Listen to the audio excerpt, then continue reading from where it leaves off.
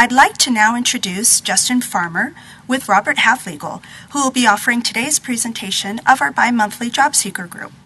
We are very happy to welcome Justin back to speak to our group. He will be sharing information about how to find a job, as well as other job search related information and tips. Please welcome Justin. Thank you, Heidi. So, thank you all for being here this afternoon. As Heidi introduced me, I'm the Division Director of Robert Half Legal here in Seattle. I'm an attorney myself. My market is the Seattle market. I've been here since undergrad, and I went to a local law school here. And so what I'm going to cover today is how to find your next job. Whether you are currently employed and looking for a new position or fresh out of law school, you encounter the same challenges. Job searching can be difficult, it can be time-consuming, it can be frustrating, and sometimes it's downright discouraging. So what I hope to impart on you today is various tips that I have learned throughout my career and then now in my new role with Robert Half Legal to help you effectively and strategically market yourself based on the skills you have and the training you have in the market today. So we'll do is just go ahead and get started. So here's what we'll cover today. First, I'll just basically discuss tips on how to find a job. Where do you look? Where are the jobs? Where are they posted? Job boards, networking, social media, the use of recruiters. As I mentioned, networking tips. So not only in-person networking, but online networking. There's two different arts, and one is becoming more prominent than the other. And then we'll discuss writing tips, how to write a resume, how to write a cover letter, pitfalls in doing both. And then interviewing one-on-one, not just in-person interview. That's the goal, right? You want to get an interview, but have you practiced? Do you know what to do when you're being asked for a phone interview or a video interview or an in-person interview? So we'll go into depth about that process. And then finally, once you have that offer in hand, you get all excited, what do you do to maybe negotiate better terms of an offer? So I like to start with kind of 3 job search myths. We've all, I'm looking around the room, and many of you, based on your age, may be new to the market, but also maybe you've heard things along your career path as you have looked for a job. And there are 3 common misconceptions that I'd like to discuss. First, you should consider only full-time employment opportunities. That is one of the myths that I encounter day to day. And what does that mean? If you have an opportunity to volunteer, you have an opportunity to work part-time, you have an opportunity to work as a contract attorney with a firm or with a company, many people think they shouldn't take it. It looks bad on my resume. If I take it, I won't be able to find a real job, a full-time job. That is a huge misconception. If you have the opportunity to work on a temporary basis, on a contract basis, you should seize it. Consider it a working internship. You are getting paid to network, to learn a new skill, to meet a new hiring manager, and then think about it. Why is the position even open? Why are you even able to do the work? You have an employer who has a need. You have someone who has a need for a specific, if it's a company or a firm, they have a specific need, even if it is for a temporary period of time.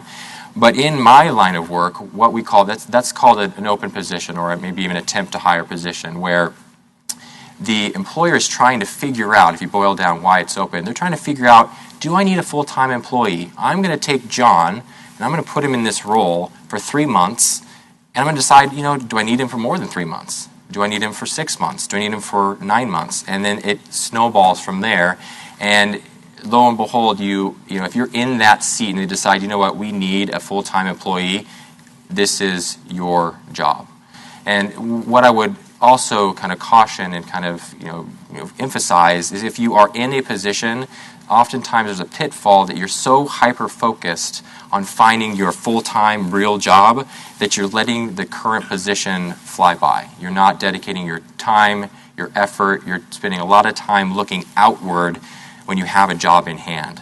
So when I'm coaching someone, when I'm talking to someone about a temp position that may be a temp to hire, I coach and I say, treat it as an audition for the full-time job. It is yours to lose. Make yourself indispensable, make yourself an asset to the firm or the company, and when they come to hire, they're going to turn to the person who's in the seat, which is you. Next is you should apply to as many jobs as possible. So I would say just evaluate what you've done in your job search. Some food for thought is, maybe if I apply to every job I see, something will stick. Well, that is false on two different levels. Number one, it can be a big waste of your time. You want to focus and effectively market yourself, so you want to apply to positions that you give yourself a strong chance of obtaining for a couple of reasons. Number one, it can be discouraging to get a no after no after no. And if you take a look at the no's that you're receiving, and you say, I wasn't really qualified for that position. I didn't actually want that position. If I would have been offered the interview, I wouldn't have taken it anyway. So then why did you apply? And then also, you don't want to waste the hiring manager's time, because if you're not thinking on that side, if you're not qualified and you're not interested in the position, or you don't think it's really a good fit for your skills, then they're going to see that right away and you're not going to be considered. So it's important to focus, to customize your applications, and to target areas where you will have the highest level of success. And that can be more encouraging. You get a higher return on your investment of time if you apply to positions where you are qualified. And the final myth is today is because of my skills and my training, they're top-notch, my resume is going to get me the job. That is not true. The resume is just but a fraction of the pie that is you, that is your brand. Think of this as you're branding yourself in the market. Your brand includes your online profile, your resume and cover letter, your ability to interview, your ability to network. This is your brand, right? So your resume may get you an initial look, but when they look at your resume, they're going to start looking at your brand. So having a great resume is very important, but is only a part in the process of landing a job and finding a job. So we'll turn to the first step in the process. Okay, how do I find a job? So as you can see from the slide, what you want to do is you want to cast a wide net. And so a lot of these things we're going to talk about. So when I say cast a wide net, you're going to want to look in multiple different areas. So not only job boards, right? So there are big job boards that we're all familiar with. Monster, Career Builder are two that come to mind. But more and more often, employers are using Craigslist. And it's unique to the Seattle area. My colleagues in Chicago, Minneapolis, New York, Craigslist is used in a different way in different states. But in Washington, employers use Craigslist on a regular basis, just like they would use any other job board. You also want to, so you think about casting a wide net and also using like social media, and we'll talk about that as well. Then also going back in time. If you're going to take any notes, this is a good kind of statistic or kind of a trend to think about, and that is, in this market today, it takes an employer 6 to 8 weeks to fill an open position. So why do I say go back in time? So everyone, you're looking on the massive job boards or company website, and you see a posting this week, and you apply. And so did 150 other people. But if you take a look back in time, 6 to 8 weeks, and there's a job posting that's still open, why is it still open? Because they haven't filled it yet. And the chances are, here's how it works, and my clients I work with who are hiring, this is kind of how it happens. They post, they get an influx of resumes and applicants. They take that first kind of batch of 100 to 200 people, which is a lot of time, and they cull through it. They pick their top 4 or 5. They interview those individuals, and the process continues. And by the time they make an offer, a lot of the people they had in mind either have found a new job, aren't what they're looking for. They make them an offer and they don't work out, or maybe they quit. Right? So then now they're back to square one, but they're not getting those. It's kind of like a listing of real estate. In the first couple of weeks of a new real estate, they get a lot of action. Similar to a job post, you get a lot of action because as time goes on, 6 to 8 weeks, people are applying to that job. So if you go to these postings, go to these boards, and you take a look back, you might be that diamond they're looking for. You apply now because someone that they made an offer to is no longer available. And then also say, post your resume selectively. I know in my line of business, the candidates who are working with us exclusively are individuals we can market more effectively. If our client can go and find you on a job board, then working with a recruiter can become ineffective.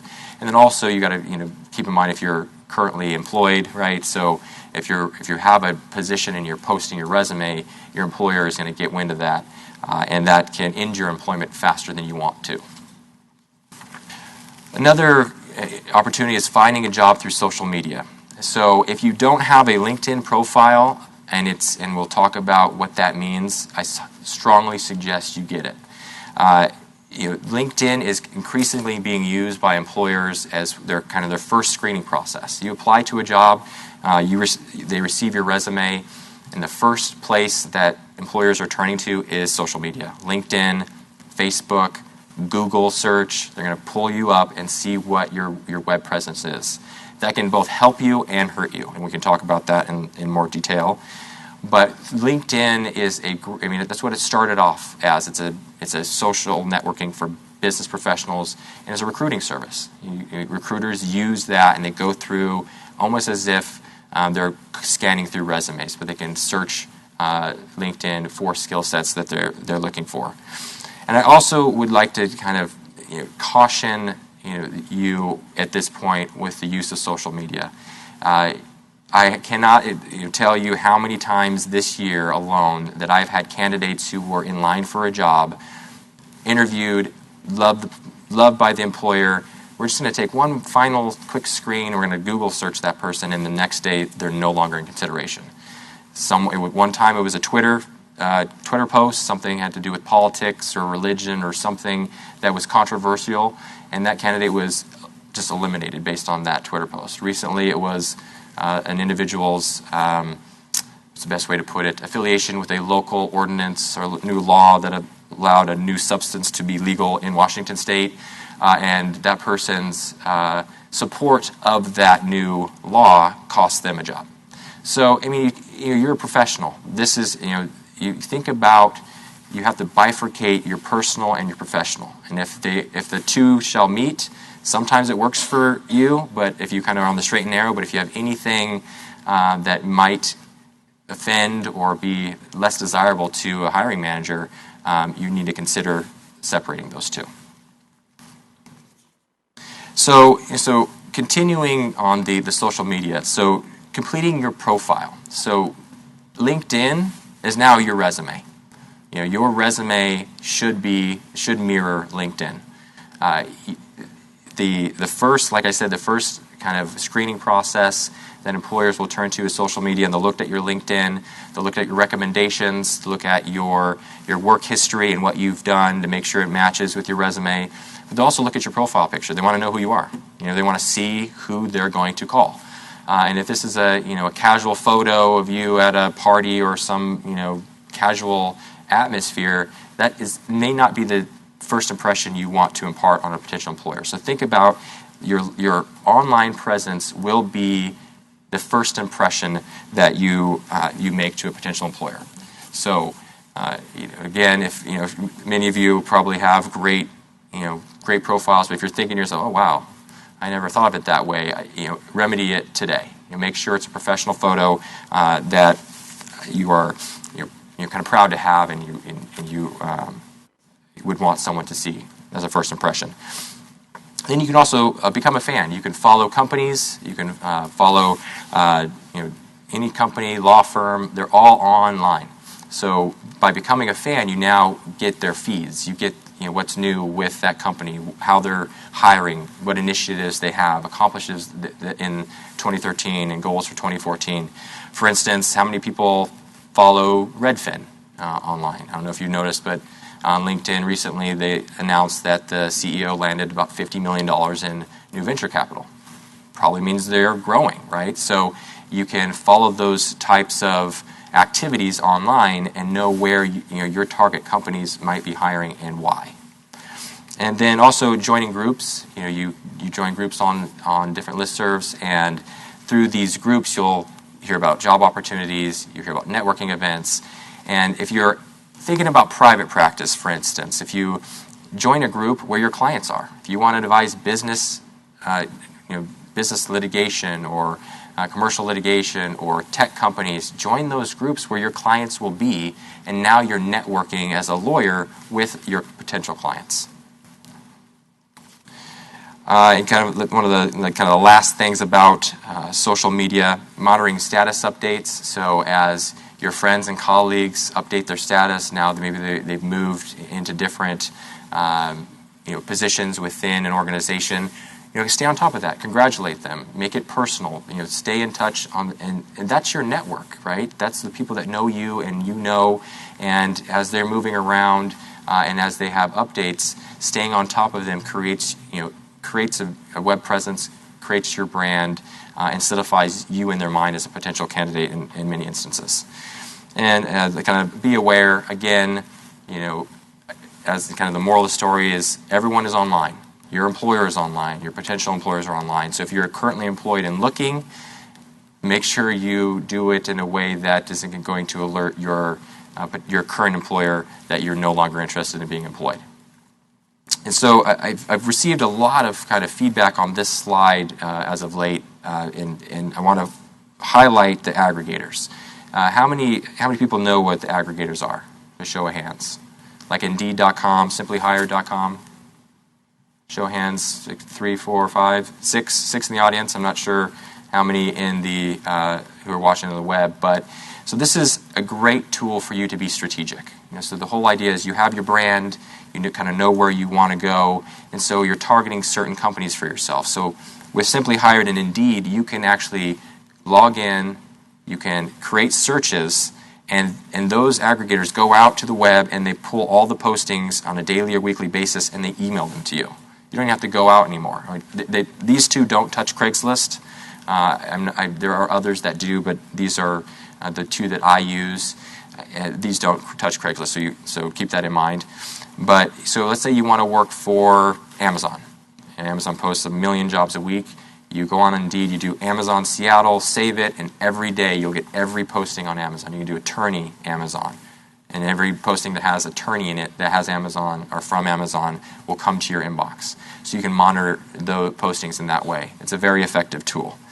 Definitely look at staffing firm websites. Our office, we post every position that we're working on, and oftentimes we are working on things for clients a few weeks out, or we have needs that we know that our clients have. They've come to us, so we are recruiting in advance. So you can look at our website and apply to positions that way. Also, corporate websites, kind of hand in hand with those aggregators, right? They go out to corporate websites and pull postings, but you can monitor a company that you want to target and go to their job postings. Look at where they're hiring and the positions they have available. And then also leveraging industry associations like the WSBA, the King County Bar, MAMAs, WSAJ, the network. They're constantly posting, asking for referrals, and if you're on those specialized or on those different websites and involved in those different associations, you can have leads that other attorneys might not. And so this is my plug. The one slide is working with Recruiter, and why. Number one, it doesn't hurt to add someone else to your tool belt as far as finding jobs, so they can help you stand out. With kind of number 1 and 2 go hand in hand in establishing a relationship and standing out. So as a recruiter, I have relationships, and my team have relationships with hiring managers. They come to us with immediate need. We post those positions, but we already have someone in mind who's going to start, right? So what we do is essentially introduce you to someone who you maybe would never have thought about before, and now you have a new reference, you have an increased network, and you're building a relationship with a hiring manager through our service. So how do you find jobs in this market? Referrals. That's what my clients call me for. They call me for a referral. They say, Justin, I need an attorney with this experience. Who do you know? We need them now. And then I refer someone to them. You get through that whole application process with just my referral. So that's one thing to consider as you conduct your search. And also, recruiters have specialized knowledge. This is all we do. We are in the market. We're seeing who's hiring, what the trends are, the hot skill sets, the hot markets, the changes that are coming down with the firms and businesses, and we try to stay on top of those changes in order to service our clients. And then honest feedback. One thing, if I'm one thing, it's honest. And when I meet with someone, I'm representing them. I'm judging your presentation so that I can then coach you if you need coaching for an interview. My goal is to get you a job, and if I get you an interview, I'm going to coach you up based on our interaction so that we're talking about handshake, we're talking about appearance, attire, your presentation, body language, all of those sort of things that maybe someone else might not be willing to tell you, but as your recruiter, I will. And you can thank me for it later. All right, so kind of one last job hunting tactic is broken up in the next 2 slides is networking in person and networking online. So one thing that I mentioned was joining some sort of organization and whether it's to find clients or to network with other professionals in your whatever type of law you're interested in. But it's an art. It's ongoing. It's difficult. But if you have a plan, have a process, and you stick to it, it can be very effective. So one thing that I suggest that people do is answer 3 questions. First is, what do I want to do when I grow up? Who does that? And where are they located? I can help you with number 2 and 3. You need to figure out number 1. Only you can figure out what you want to do, and I know that I'm still figuring out what I want to be when I grow up. So to tell you to figure that out right now would seem kind of hypocritical. But if you can at least narrow down to a couple different avenues that you're interested in, whether it's in-house or litigation or personal injury, whatever it is, whatever type of law you're interested in, and then figure out. The next step is to figure out who those individuals are who might be someone that you could talk to about that specific area. Using the WSBA's website, the lawyer directory, super lawyers, you can find every attorney who's ever worked in Washington, who's licensed in Washington. And what I suggest to you is you reach out to them and ask for an informational interview. So let's say you are interested in family law in Tacoma. You can search the WSBA's website for active lawyers who practice family law in the Tacoma area.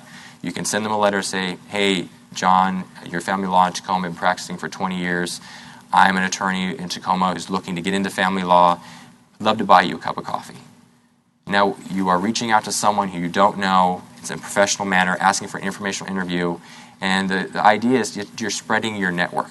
And once you've done that, you've created a relationship, you stay in touch, and you can build referrals and a network that way. And that's actually what I did right out of law school, and that's how I found my first job.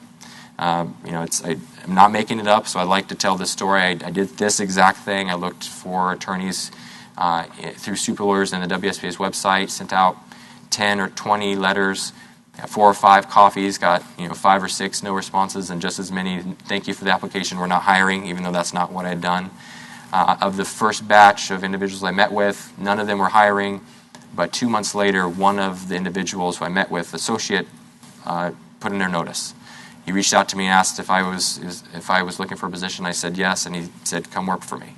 So that was just from this process. So it works. I've kind of helped people with this along the way, and I've heard great success stories with this approach. I mean, kind of the moral of the story is kind of the theme, if you were, of this whole approach is you have to be strategic, and you have to kind of figure out where you want to go and target where you want to go versus just applying to every job posting you see and hoping someone will come to you. You can turn that around and go to them and be strategic.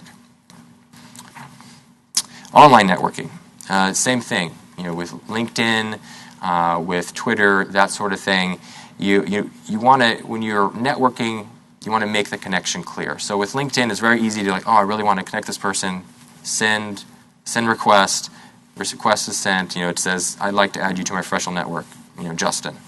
There's no personal connection. There's no reason why you're reaching out. The person probably will accept, but you've made no connection other than they're just on their iPhone. Oh, okay, I'm moving on, right? So make it personal. It's hey, John, I see that you do XYZ. I would love to connect with you on LinkedIn and maybe grab a cup of coffee sometime, right? sometimes they may not see it because if you have your iPhone app, it doesn't allow you to see the messages.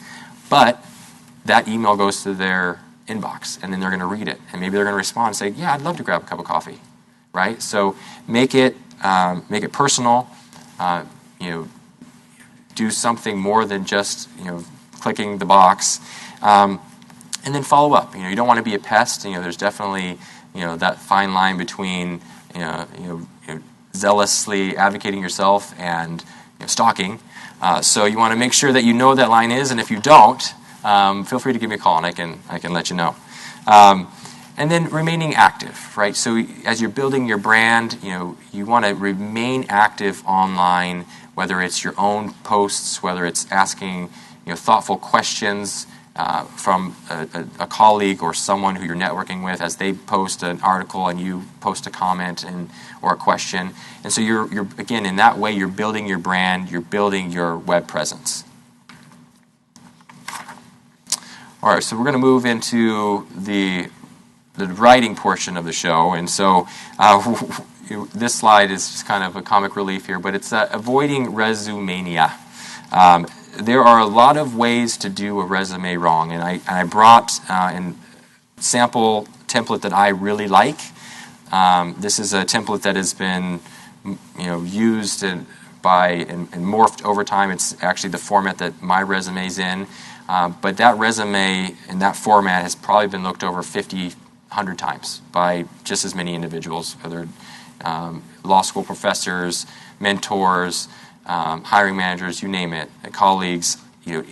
So the reason why I brought this sample and why it's on the web is there are certain ways to craft a resume that completely turn someone off. There are certain things you don't want to have in your resume, like these kind of funny comments, but you also want to make sure that your resume is tailored. You want to tailor it to the specific position. It's okay to have multiple resumes. Maybe you've done some contracts, negotiations, drafting, and some transactional work, but you also have family law experience. When you apply to a family law position, you want to move those family law skills up, and the contracts maybe as a lesser highlight, and then vice versa. So it's okay to have multiple resumes.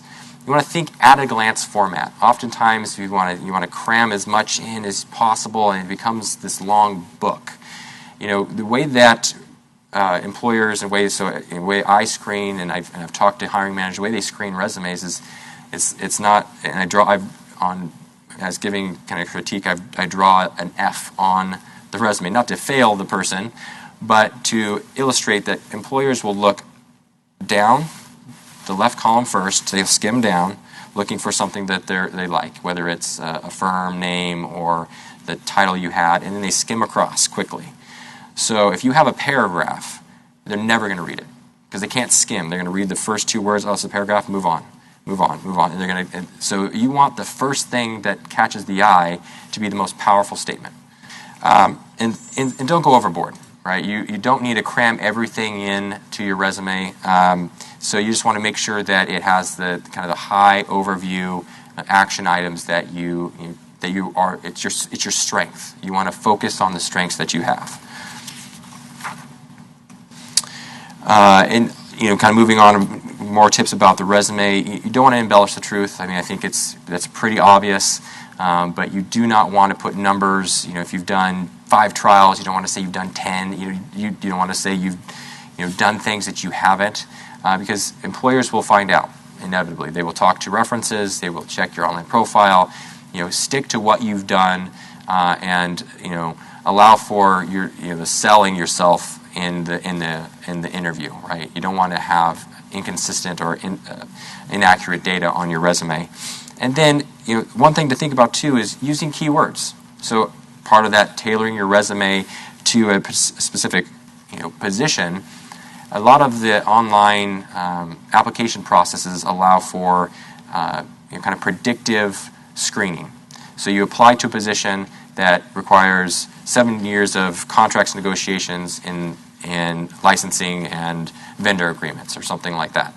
If those terms aren't in your resume, that's a bad thing, because that initial screen, they're going to go through and look and see how many kind of hits, almost like a Google search, that your resume has as compared to the job posting or whatever the key terms that the hiring manager has put in this system. And then they will kind of bubble you to the top based on those keywords. So make sure you focus on catering your resume. And then review, and when you're done reviewing, review again. I would share a quick statistic with you. So 84% of executives that our company polled said that it takes just 1 or 2 errors in your resume to remove you from consideration completely. 1 or 2. 47% said a single typo will be a deciding factor. That is huge. And actually, this is, again, not just me saying it for sake of giving you an example. Last Thursday, I was meeting with a hiring manager, and she said exactly that. She had 100 applicants for a position, and her first screening was just looking for typos. 1 typo gone. 1 typo gone. 1 typo gone. Just eliminated because she had so many. So it's like your foot in the door. Take the time to slow down, review, and make it right. And that's, again, going back to versus that huge I'm applying to everything process. If you're applying to just a handful, then it gives you more time to really focus on those applications.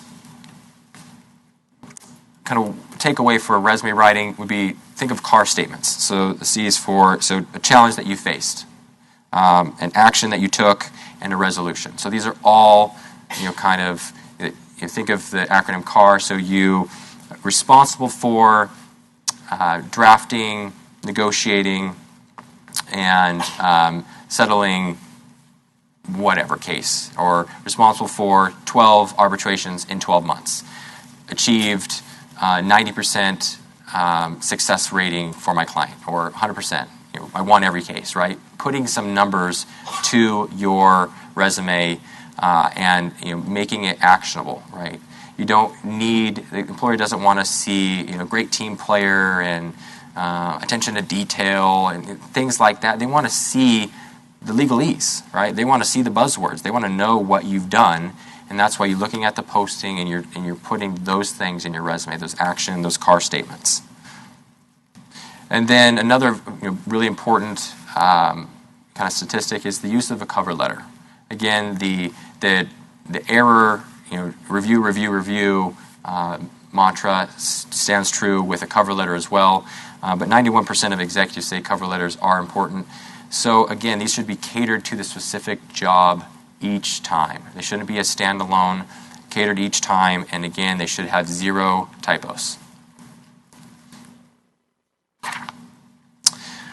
All right, so you've found a job, you've submitted your application. Now what? You follow up. So again, showing a statistic here. In some, a lot of people don't follow up. They don't know how to follow up or when to follow up. 8 out of 10 hiring managers say that they expect and it's okay for you to follow up within 2 weeks. So if you apply on a Monday, 3 days mailing, or if it's electronic, it's instant. Follow up the following Monday. Follow it with a quick email or a phone call. Just wanted to, hey, hiring manager, just want to make sure that you receive my application. Thank you for your time. Let me know if there's any additional information you need from me. Kind of the telling statistic here is only 1%, very small, said that no follow-up. Please don't follow up. So, 99% of the time, it's a good thing to follow up, right? And the 1%, you probably don't want to work with that person anyway if they don't want you to ever contact them. So you'll learn that right away. You saved yourself some time if they screen you out because you followed up and they X you because of that. So definitely want to follow up and stay on top of those on the process. Again, going back to that 5 to 8 weeks, you may have applied week 1, and they're not going to be ready to hire until week 5 or week 8. So if you followed up after week 1 on week 2 and then you just go away, maybe you're number 3. Maybe you're number 3 and 2 people are ahead of you, and the other 2 fell off, but you stopped following up. And now they've moved on, someone else has applied, and so that's something to think about, right? So you follow up every 2 weeks until they tell you no. Sorry, it's been filled. Or until you get the interview. All right, so now we're going to move on to, okay, you've applied, you've got your resume in, and now you got an interview. So more and more often, employers are turning to phone interviews and Skype or video interviews as initial screening. And there's an art to both of these, so I'll kind of break it down in the high overview. For the phone interview, you want to make sure that you understand it's not a casual discussion. This is not something where you're talking to a family member or a friend. You are having an interview, and one kind of slip up over the phone can cost you the job. I mean, that's all they're doing. They're screening you just based on that quick 30-minute phone screen. And so the pointer I'll give you stands true for phone, for video, or in-person interview. There's 3 things to avoid. You don't talk about religion, you don't talk about politics, and you don't try to be funny and crack a joke. And I see some smiles in the audience, but I have interviewed people for internal positions with Robert Half, and somehow we got off onto those type of topics, and for me, for whatever reason, it just doesn't seem to ring right? And you don't know someone's politics, you don't know their religion, you don't know their sense of humor, and you don't want to have your first impression be skewed based on that. Wait till you get the job. You can talk about politics and religion and make jokes all day long, but avoid those in your initial screening. And also, let's see here, for the Skype interview or the video interview, make sure that you know your backdrop. You're still going to dress professionally, and make sure that the video isn't facing your restroom or the toys or the TV. You want the backdrop to look as if you're in a conference room or in a room where an office or something like that, a professional environment. And for the phone interview and the Skype interview, you want to make sure that you're prepared.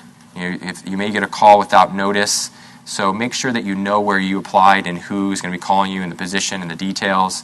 Again, that's why you don't want to apply to a million jobs, because if you get a call and you say, "Who are you again and what position did I apply to?" That's it. You're done, right? So make sure you know. And these are all things that have happened, and I'm not just making up stories. So make sure you know what you're interviewing for and who will be calling. And do your homework about the company. Know a little bit about the firm or the company. You want to know potentially who even if it's let's say it's a commercial litigation position at a firm, you can go on their website and within a degree of certainty figure out who you'll be working with. And you can follow it, you can look at their case. I mean, that kind of stuff will give you the edge. I saw recently in XYZ case that, one of your partners settled, and that's exactly where I want to be, right? Maybe that's the person who you're working with. So do your homework. And then, I talked about this already, but setting the stage for the phone or for the video screen, quiet, no barking dogs, no screaming children, no background noise on the freeway or on the bus. Be somewhere where you can focus on the interview. And then getting your message across over the phone. In maybe lesser on Skype because they can see your gestures and that sort of thing. But the art of a phone interview is to smile. So you can hear the difference in my voice as I change from I'm not smiling to now I'm smiling. You can hear the change in the pitch, and it's almost as if my personality is coming through as I smile. Huge for phone interview. And so if you've ever had a phone interview and you wondered, I don't know what went wrong, think back. Were you smiling or were you really tense and you were very serious and I can do this job? And you're going to come across just deadpan over the phone. So maybe you stand on the phone and you're looking in the mirror and making sure you're checking yourself to make sure you smile. And then finally, knowing the next step. It is okay to ask at the end of the interview for the phone or the Skype interview, thank you so much for your time. What are the next steps? When should I expect to hear from you, or when would you like me to follow up? It's okay to ask that. And they say, oh, well, we're going to make a decision within 2 weeks.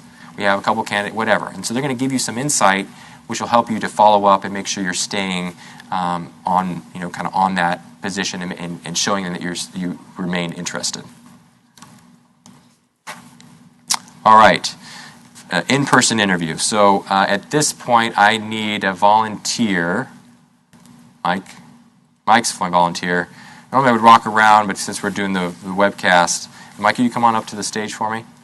So if I could just have one person just maybe shout out, what is the first impression that you make in an interview? Is it your appearance? Yeah? Hi, Justin Farmer. Mike Badger. Mike, nice to meet you. Thank you. It's your handshake. Thanks, Mike. Okay. So how many of you have actually been critiqued on your handshake? Mike? Okay, one, two. But it was me? No? All right. So this is very important. You need to. I'm not going to. Maybe afterwards, if we do, you can come shake my hand, and I'll give you honest feedback.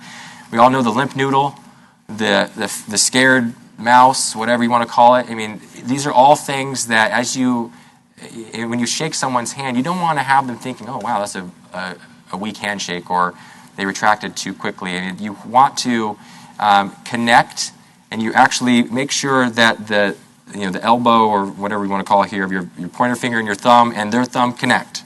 You don't want to grab their four fingers in a vice grip and thank you, nice to meet you. That you don't want to limp noodle, right?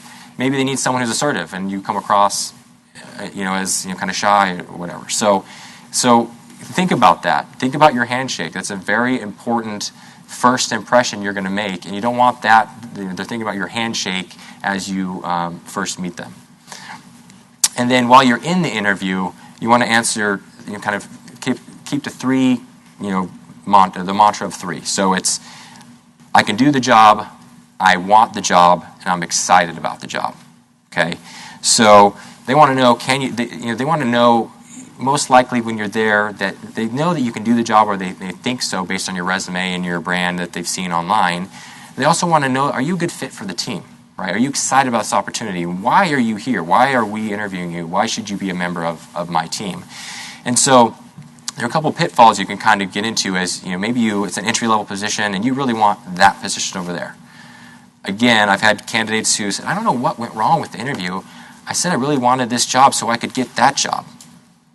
And, they're not looking for someone who wants that job. They want someone who wants this job. So, I am super excited about this opportunity. I have done this work in the past, and I can't wait to do it again.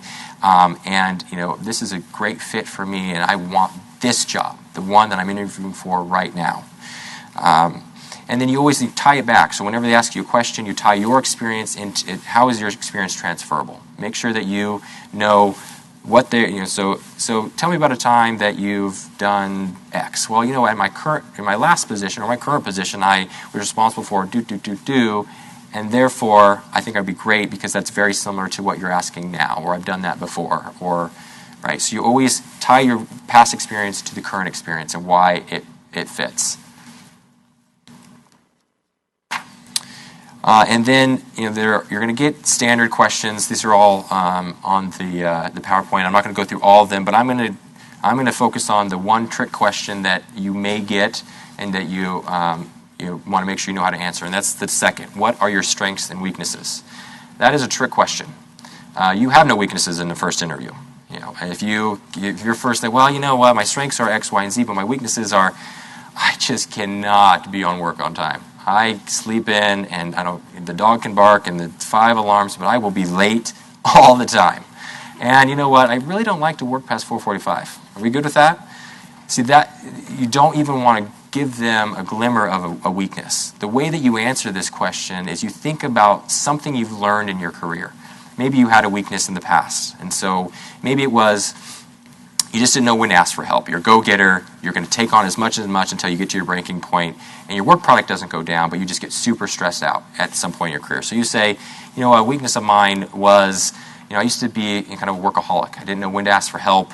I didn't know how to utilize my paralegals or my legal secretaries or my team. But as I've grown, I've learned that I know where my point. I know how to manage my time. I know what points where I need help, and I know how to go and ask for help. So you've told them kind of a weakness, but not really. Now it's kind of a strength, right? It's something that you've learned. So you should have a couple of those in your back pocket that will show the employer that you can be coached, that you can identify that's something where you may not have been strong in the past, but you've improved, or maybe where you can use improvement. And so think about that. You never want to, really have, show a weakness, right? That's not going to be helpful. That's a trick question. So again, answering those standard questions, focus on the skills and experience that relate to the position. Be confident. Confidence, but not arrogance. So if I were to, when I was interviewing, I learned early on that one of my kind of weaknesses was my zealousness. I came across as overconfident in interviews, and I identified that. And so One of the ways, if you're a confident person and you come across as confident in an interview, that's great. One thing you can do is maybe one of your weaknesses is, I can come across overconfident, but what that is it's confidence in the sense that I'm not afraid to take on more. But as a lawyer, I've learned a lot. One thing I've learned is there's a lot I don't know. I know there's a lot I don't know, and I have a lot to learn. I'm willing to learn. I'm willing to grow, but I'm willing to take on more responsibility within the role that I'm given. So you're showing confidence, but not arrogance in the sense, oh yeah, I don't need any direction. Just give me this, I'm fine. You want to show that if I don't know something, I'm going to make sure that I go to my team members or I do the right thing in order to get the job done. And then be yourself. They want to like you. They want to be able to work with you. And again, religion, politics, and humor are the kind of the traps that you can fall into. But you can still show your personality. You can mention likes and dislikes, and read if they talk about football or skiing or something like that. You can show your personality and your hobbies, but keep it professional and stay within the confines of that interview. And then body language in an interview is very important. So just kind of quick goods and bads. We talked about the weak handshake, the poor posture. Think about you're facing, you're sitting up straight, you're engaged in the conversation. Making good eye contact. I've tried to hit every single person as I've talked today. I think I may have missed you back in the back. Sorry, but making good eye contact. If you have one person, that's easy. You may have a panel of 2 or 3 that might be more difficult. Don't be laser focused on one person. I'm drilling you down because I'm afraid to look at the other 2. You want to make sure you make good eye contact. It's a conversation with 2 or 3 human beings. You do it all the time. Have a conversation. Keep good eye contact. Avoid like the crossed arms or the closed off appearance. Good hand gestures, emphasizing this and that, and I'm really interested in the position. Like doing good hand gestures, not hyperactivity or antsy, because that can come across and kind of cut against you. Notice if you have any kind of tics, right? Nervous tics or things that you do when you're nervous.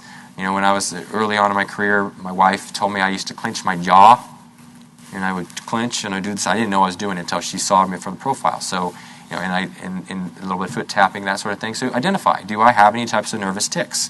And make sure you don't have those during your interview. Okay, so at the close of the interview, if you are given time for just one question, this question is the one I would have you ask. It works like a charm. It's like a Jedi mind trick, and I'm going to tell you now. You can thank me later.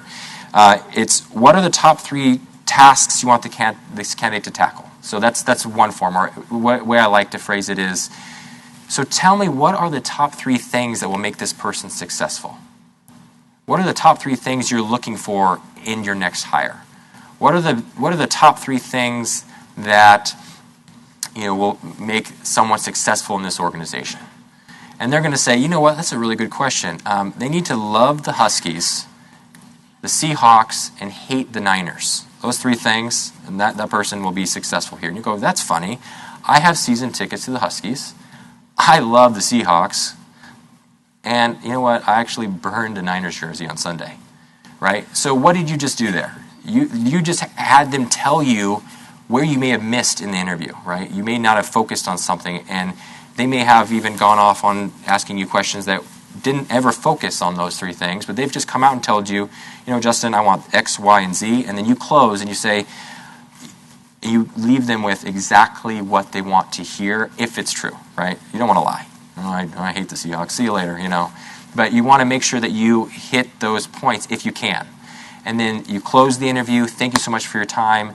And then that hiring manager says, wow, that was a really great interview. Justin has everything that I'm looking for. It's the last thing you leave them with. So that is, if you could think of one question, if you have time for one question, hit that question and close the interview. Some other helpful questions that you might want to ask. Now, this one can be, is there room for growth and advancement? Now, this can be, you can say this wrong.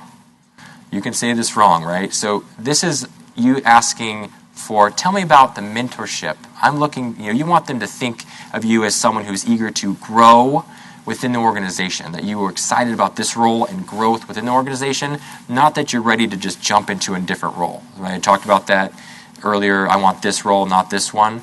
So tell me about, career development and growth and the training that I might receive here, or the mentorship I will receive. I'm really looking to grow within the organization, within the team, and help out and take on as much responsibility within my role as possible. How does that happen here? You want that to come across in this question, not the I'm ready to just hop around within the organization, get me in here and I'm gone. I'll go work with this manager, not you. So you want to make sure that you phrase this question correctly. And again, this is another one you want to kind of, there's an art to this question, but so tell me what happened with the previous person. They retired. Okay, that's an easy one. Or they may say, they just weren't the right fit and they moved on, or they found a new opportunity. And you could say, is there anything, and that's where you kind of get that the top three question, what are the top three things? So they tell you, the person before you just didn't have enough XYZ experience. Okay, well, great. Well, I actually have XYZ experience. So you can learn kind of what you're up against, why the person is no longer there, and you can kind of make sure you cater any future answers to highlight what you have versus what the person, the person who you're replacing didn't have. And then, another really good question to ask the person to make it personal and kind of connect is, why do you like working here? Tell me. I mean, I know that you've been here for 5 years. What do you like most about the company or the firm, right?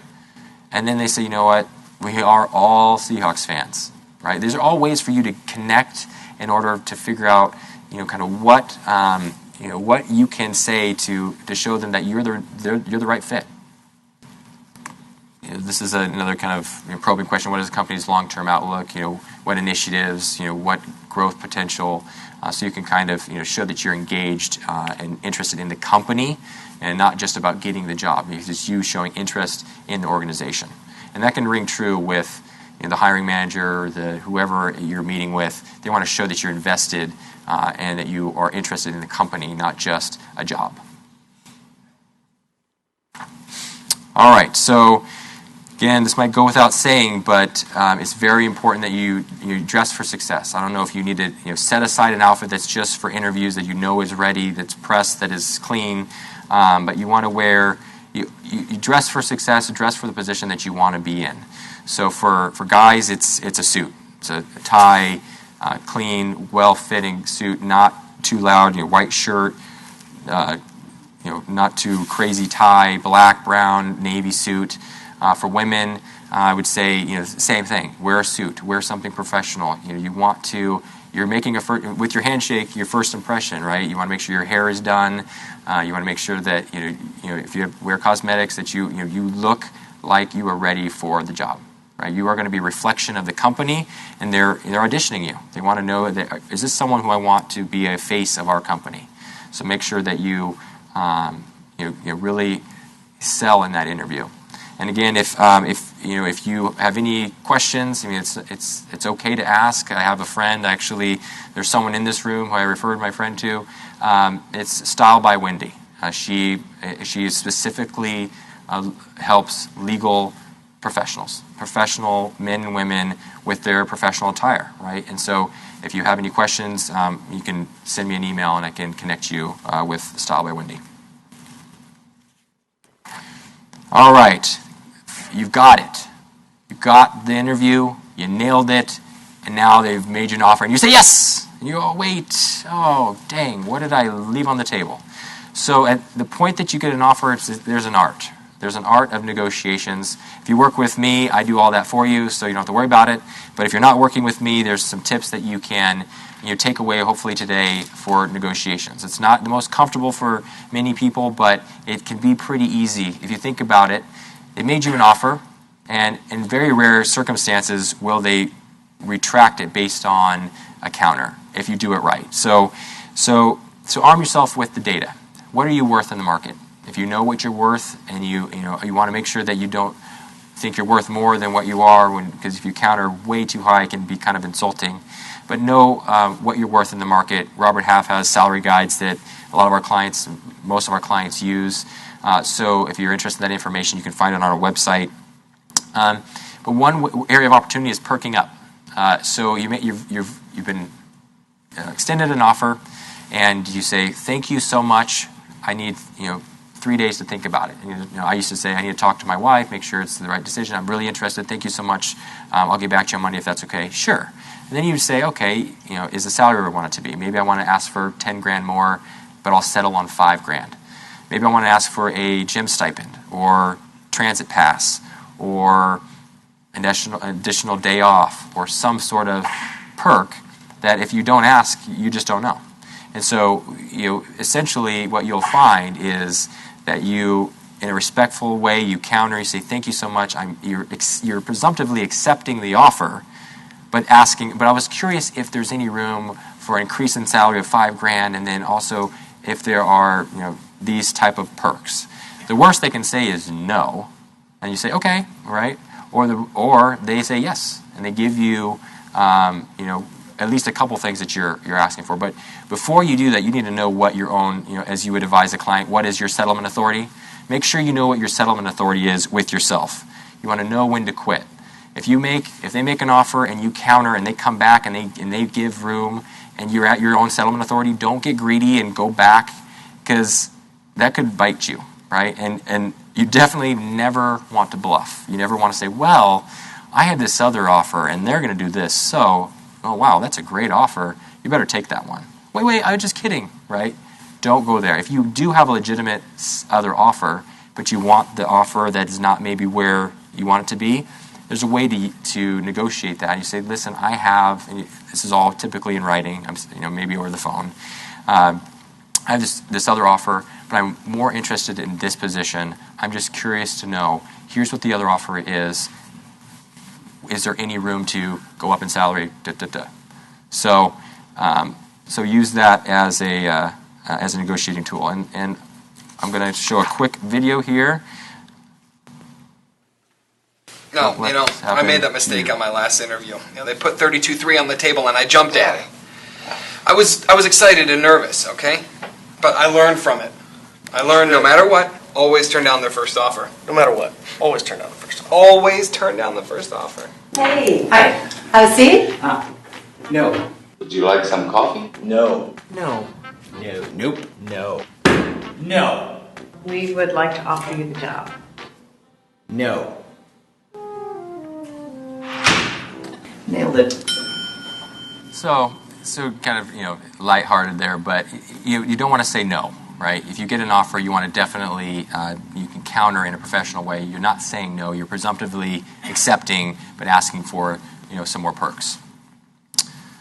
All right, so what now? Kind of in closing, if you are extended an interview and you don't get the position, what do? You can follow up and ask why. It never hurts. You don't want to seem like you're pleading for them to reconsider, but ask if, "Thank you so much. I understand that you're not moving forward, but is there any constructive criticism that you can give me in my interview, or something that can help me in my next my job search?" And that's a powerful tool. Something you may not have considered on your own. They may mention your handshake. I doubt it, but handshake. They could say, "You know what? You had 4 typos in your resume, and that was." Came between you and this other person, and they didn't have any typos. You're like, okay, so you can, right? So you get some feedback, and you can implement that moving forward. Revisit old opportunities and old possibilities. Look at your network. Where have you worked? Who are your mentors? Who have you interned with? Who have you, kind of networked with that you can reach out to and ask them to help you with your search. Consider temporary jobs. We talked about that earlier. There are plenty of companies who need variable staffing. They ramp up during periods of time, and sometimes those variable staff stick. They may bring on 5 and they keep 1. So you consider temporary positions to increase your network, and relax. This is it can be taxing. It can be daunting. But sometimes you got to take a step back from the full-time job of trying to find a job. Take a break, take a vacation from searching, and then come back at it. and sometimes you can have a new perspective after you've taken some time off. So with that, I'll leave with one last slide on how to kind of stand out. These are all things that hiring managers have actually said was kind of things that stood out with people who were looking for jobs. And actually, we had a candidate who we presented to a client. She actually baked a I think it was a cake, and she had some kind of witty phrase, and they loved it. I mean, you got to kind of gauge who you're interviewing with, but there are ways to make yourself stand out. Thank you notes, following up, with handwritten notes or something that kind of stands out from the interview. If you talked about the Seahawks, sending an article about Cam Chancellor hit, or whatever, right? So you're following up and making yourself stand out. So with that, I thank you all for your time, and I'll open it up to questions.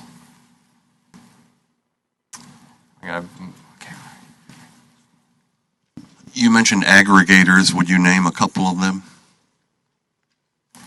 Yes, so aggregators, Indeed.com, just like it sounds, and then SimplyHired.com. SimplyHired.com. Yep. Other questions? I'll wait for the microphones here so that everyone gets to there. In terms of thank you notes, is it? I grew up doing the handwritten thank you note, but it feels like it takes too long to get there now. That the standard has shifted to the email. So if you could discuss that, and also how you address, a lot of my interviews have been panels with 4 or 5 people, of whom I may have only one email address. Sure. Thank you. Yeah. So you kind of got to gauge who you're interviewing with. I think that the handwritten, personally, I have horrible handwriting. So every time I write a note, I'm like, I just can't. I mean, I resorted to electronic, but that's because I can't write legibly. So I think that the handwritten note is more personal. I think that it can be effective. I know for whenever I get a thank you note, I keep it. I think I'm like, wow, they took time to send me a thank you note. I'm going to keep it, and maybe that note goes on that person's desk, and your email gets deleted. So that's something to think about. And if you only have one person's email, then maybe you do thank you notes, because you can get it to them. You know where they work. You get 5 thank you handwritten notes. Or if you send a general thank you to the one and you just ask that she disseminate it to the other panelists because you didn't have their email. But if they're attorneys, you should be able to find it. WSBA's website, right? So make sure that unless they're not attorneys, show your craftiness. Find their resume.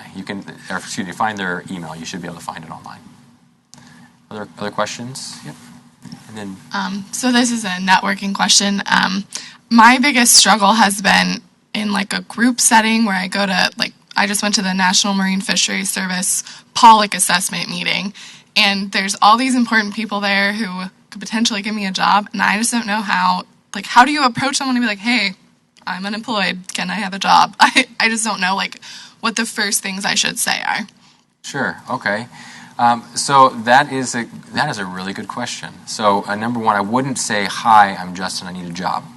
So that's the first thing. No. So, I mean, it's okay. So you have a circle. You step into the circle and you introduce yourself. I mean, you wait for a break in the conversation. And it takes a little bit of stepping outside your comfort zone, right? You step into that circle of important people and you shake their hand, make sure your handshake's good, and you say hi and you introduce yourself. And then you just engage in the conversation, right? Or maybe someone, the one breaks away from the pack, you pounce, and that's when you're going to get punched, or that's when you go and you get that one-on-one time, engage them in conversation. But I think you have to, it takes a little bit of assertiveness to do that. Does that answer your question? And then as far as, what to say, say it's an introduction. If they spoke, talk about something they spoke about. Maybe if you know who's going to be there in advance, do a little homework about them. Right? Do something where you can engage in a conversation based on your homework without obviously crossing that line between stalking and, just obviously knows who the panelists are. But that's one thing that I would suggest. And if you target like a panelist, I've done that before where the speaker was a CEO of a company. He gets down and nobody goes and talks to him because they're just, go do it. You can do it. Online? The first two I'll ask are about resumes. One person asked if you had any recommendations or tips for a resume without experience other than degree. And then the other question was, when one's resume is one of hundreds sent to the employer, what do you recommend to make it stand out from all the others in that kind of situation? So for answer the first question first. Yeah. First question about just kind of no experience. To be completely honest, remedy the no experience. Volunteer. Take a temp position. You have to get some experience, right? Your education will get you so far, but so there's also ways. So if there's extremes. So if you're telling me the online question, you didn't do anything in law school, you didn't intern, you didn't extern, you haven't volunteered. You've kind of created a little bit of a tough row to hoe for yourself, but now is the time to get that first experience. King County Bar, WSBA, there are tons of volunteer opportunities, even if it's 1 day a week. So when I was in law school, I volunteered at the Housing Justice Project. It was Friday mornings for 4 hours. But on my resume, it was a year. No one knew that it was 4 hours. No one knew it was 1 day a week. It was I started in this month, and I ended a year later on this month. But I did these things for 4 hours a day for a year. So I would definitely consider that. And then, you can volunteer. You can, as you do like this informational interview, reaching out. One kind of, as you meet with individuals who might need help, you say, you know what? Let me know if you have any overflow, anything I can help you with. I'm just looking for experience. I'm just, if there's anything I can help you with, let me know, right? So you got to find that first experience. And then as far as distinguishing factors, I think it's more of there's ways there's ways to have a bad resume. And you want to make sure your resume isn't a bad one, which is difficult to read, that is not catered, that maybe has too much information. It's just really, kind of, if it's hard to read, it's going to weed you out. And I think that if you really do your resume right and you cater to a position, it's going to stand out because it's going to show that you catered it. 9 times out of 10, someone's just going to send their standard resume, and it's just going to it's not going to fit. Yours is going to fit, and then again, you can drill down. If you know who your audience is, do some homework. Maybe firm websites are really generous with information. If someone loves kayaking, now and you love kayaking, it's in your activities at the bottom, right? Someone's a Xbox wizard. I stood in line for 10 hours for Xbox One. So these are kind of funny examples, but, this is, again, if you're drilling down, you're focusing, if you take the time to focus on the 2 or 3 jobs you're working on, you can spend the time to really make your resume what it needs to be to get the position versus you're just mass-producing job applications. Other questions? This is one who is over 70 years of age and doesn't know anyone in the city do. I'm admitted to the U.S. Supreme Court. I've litigated all over the country, arbitrated in Europe, but I know no one here, and I'm over 70, and I don't know to whom to turn. I'll look a day over 21. First of all, kindness is much appreciated. So there's a couple. So again, with you, your resume is gonna be pretty important. And I think this goes for anyone who might be later in their career looking to transition.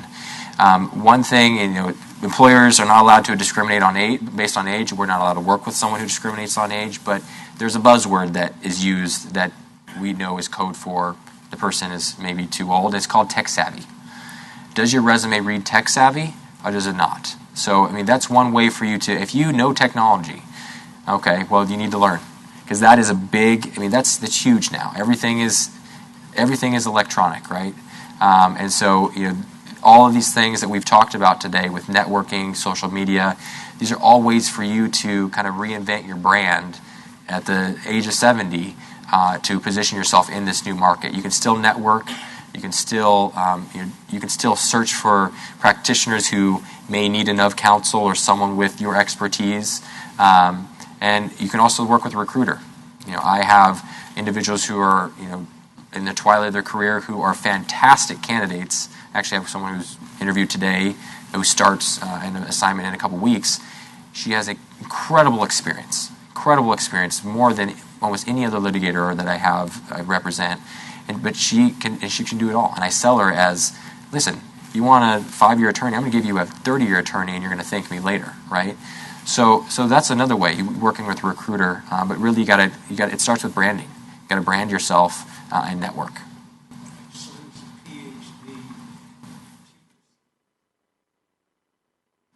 He can help you. Okay. And then, question down in the first row here. I actually have two questions. First one, I just get one? No, just kidding. Okay. First one is, when you're applying for non-law jobs and you have a law degree, I've recently gotten a couple of responses that said you're overqualified. So how do you get over that hurdle? Overqualified hurdle? Catering your resume. Okay, you can leave things off of your resume, right? If your law degree doesn't, if it may not help you with an application, you don't necessarily have to put it on, but it's how you respond, right? And so if that's something that's difficult because again, the person that is hiring wants you to be that long-term fit. They see you as someone who's an attorney. You don't really want this job, so then you can sell that in your cover letter. I know that I am an attorney, but my passion is in a non-attorney. I went to law school because I wanted to do this, right? And so you can sell that in your cover letter. I wouldn't necessarily, if it's just a resume. I think I'm going to strike that earlier comment about removing the JD. I think in some instances it might be relevant, but I think you can get over that objection up front. So that's overcoming an objection that you should anticipate if it's not requiring a JD. You want to make sure that your cover letter says, "Hey, I may be a lawyer, but my passion is in baking, and I want to be a sous chef, and I want to do it my entire life, and I know all the torts, no pun intended, that come along with being in the restaurant business." Okay, so that's how you get over that hurdle. You accompany it with a cover letter, and that could help. I mean, if they don't want a lawyer or they don't want a JD, then they don't want a JD. And then real quick, I know that you guys hire for temporary work, and I'm wondering, is there any conflict with a candidate who may have taken cases of their own? Would they be able to continue doing those cases outside of work? Got it. No. So that's a great question. So I have a lot of attorneys who have smaller solo practices that come to us for augmentation of income. Of course, without avoiding, you have to avoid conflicts. So if you're working for a firm or a business, there'll be a conflict check. But that is by no means would it prevent us from working with you. Yeah, good question. Thank you. One person asks, what if you apply to a position where you don't have the specific contact and you don't know who to follow up with? Another question was, are there any specific tips for experienced persons who've been good performers but are looking for something different? Okay. And maybe so I mean, that's that 1% perhaps. So maybe it's an online tool you apply and there is no way to follow up. There's not really much you can do unless you do some really, diligent digging to figure out maybe who's hiring. Maybe you use LinkedIn and network to figure out who might be hiring. There's ways to figure it out. But you oftentimes will get some sort of confirmation, or it's like info@company.com or hiring manager at company.com, and you can follow up into that inbox, and they may receive it. But depending on the type of application, it may be a black hole. Amazon might be one of those. If Amazon is huge and you apply and then it takes forever to even hear. So there are companies where it's not easy to follow up. And then so the second question was experienced attorneys who are looking to do something different. It's kind of in a general question. Can maybe hard for me to answer without specifics. But it depends on what that something different is. If it's something like a non-legal position, like I was asked earlier, again, I think that answer would apply. But again, it's, you can, if you're looking for something different and you're going to apply, then again, what I've talked about today would ring true with is, you want to cater even based on your experience. But if you're just looking to move into some new area, then that's when you want to increase your networking in that new area. You want to network and target this. You know what you want to be when you grow up, or you know what you want to do is your new transition. So now you got to find out who those people are, where they are, and start networking with those specific people to figure out what you need to do, whether it's additional training or CLE or certifications, to then position yourself for that move.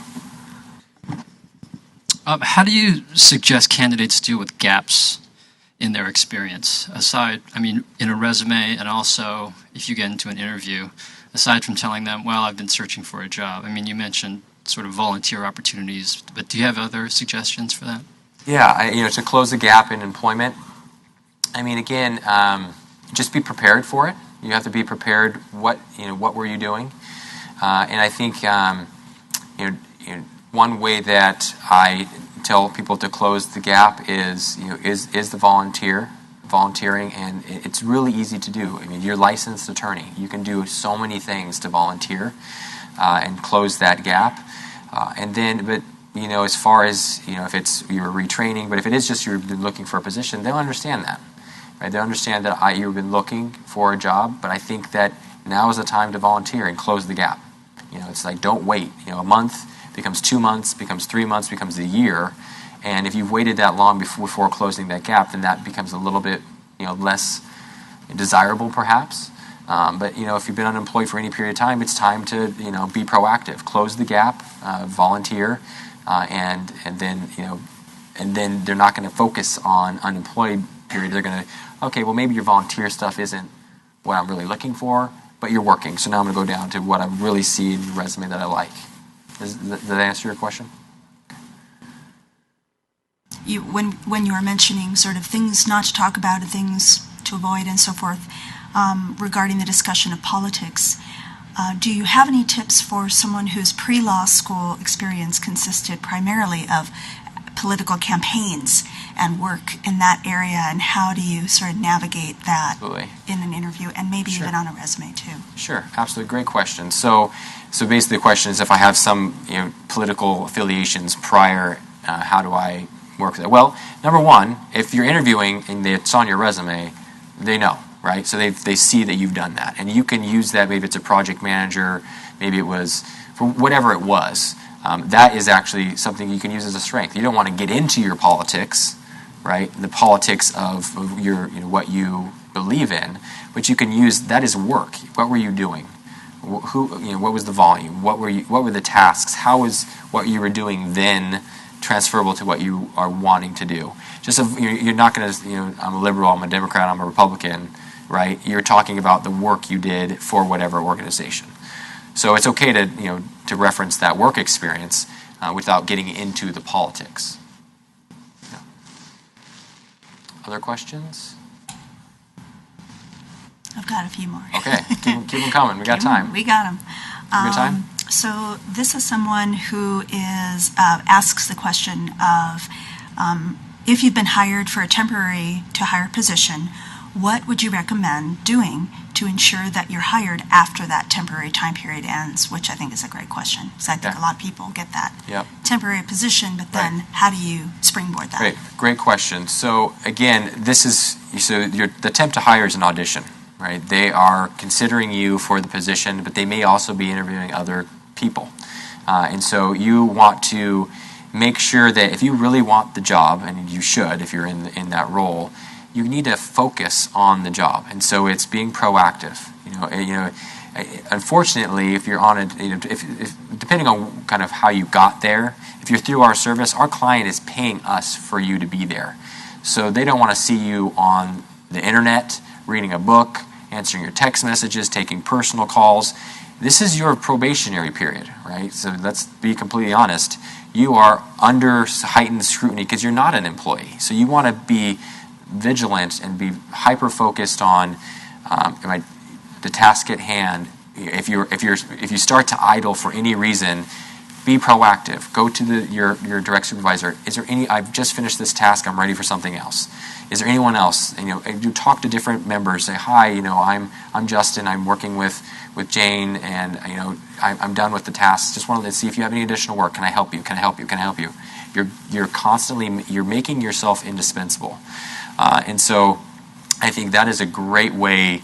Kind of going back to what I talked about before, is sometimes we're in a role and we're so hyper-focused on finding the full-time job, we forget to focus on what we're in right now.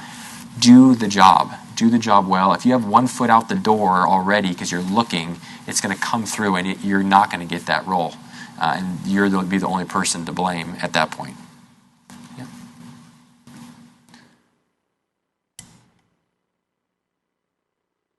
For folks who have stayed home raising kids, and so they have this gap in their resume. It's sort of after the fact now. Maybe it's been 4 or 5 years or something like that. They want to get back into the working world.